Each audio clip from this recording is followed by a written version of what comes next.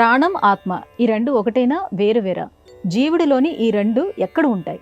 ఎప్పటి నుంచో అందరినీ గందరగోళ పెడుతున్నటువంటి పదాలమ్మా.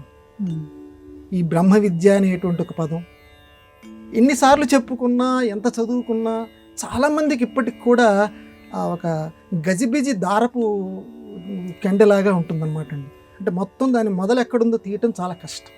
అందుకే మన పెద్దవాళ్ళకి, మన సనాతన ధర్మానికి నమస్కారం చేయాలి. ఉపనిషత్తులు చదవాలి. వేదంలో చెప్పినటువంటి దాన్ని విపులీకరించి ఒక గురువుగారు చెప్తున్నట్లు చెప్పేటువంటివి ఉపనిషత్తులు. ఉపనిషత్తులు గనక చదివితే ఆ రెండింటి మధ్య ఉన్న తేడా ఏమైనా ఉందా, రెండు ఒకటే అన్న విషయం మనకు తెలిసిపోతుంది.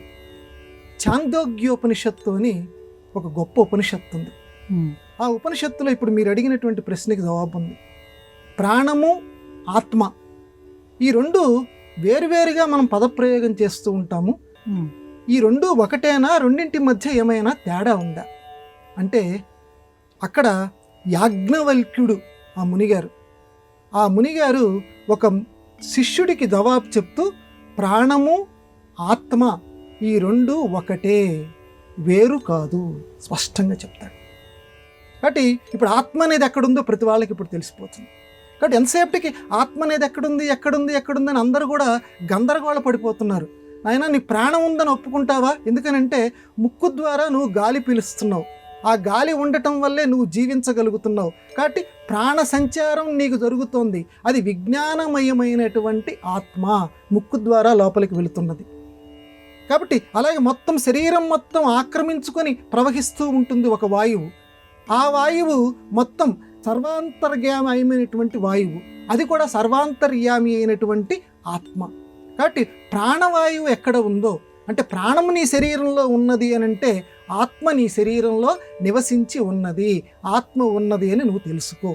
కాబట్టి ఇక ఎటువంటి సందేహం లేకుండా ఆత్మ ఎక్కడుందని నువ్వు బెంగపడకు. ప్రాణం నువ్వు పీలుస్తున్నావు కదా, ప్రాణం అంటే వాయువు నువ్వు పీలుస్తున్నావు కాబట్టి, ఎందుకంటే ప్రాణ, అపాన, వ్యాన, ఉదాన, సమాన అనేటువంటి 5 వాయువులు, పంచప్రాణాలు శరీరంలో ఉన్నాయని చెప్పి అందరూ చెబుతూ ఉన్నారు కదా. ప్రాణం అంటే హృదయాంతర్గతమైనటువంటి వాయువు, అది చాలా అంటే హృదయంలో ఉంటుందట అది. అలాగే ఉదానం అనేటువంటిది కంఠంలో ఉండేటువంటి వాయువు.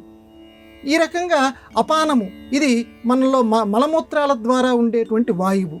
ఇట్లాగే వ్యానం, ఉదానం, సమానం, నాభియందు ఉండేటువంటి వాయువు సమాన వాయువు. ఒక్కొక్క దానికి ఒక్కొక్క పేరు పెట్టారు. అదే ప్రాణం ఒకటే, ఒక్కొక్క దాని అంటే ఒక్కొక్క స్థానంలో ఉండేటువంటి దానికి ఒక్కొక్క పేరు పెట్టారు. కాబట్టి ప్రాణ సంచారం జరుగుతోందంటే ఆత్మ సంచారం జరుగుతున్నట్టు భావించుకో.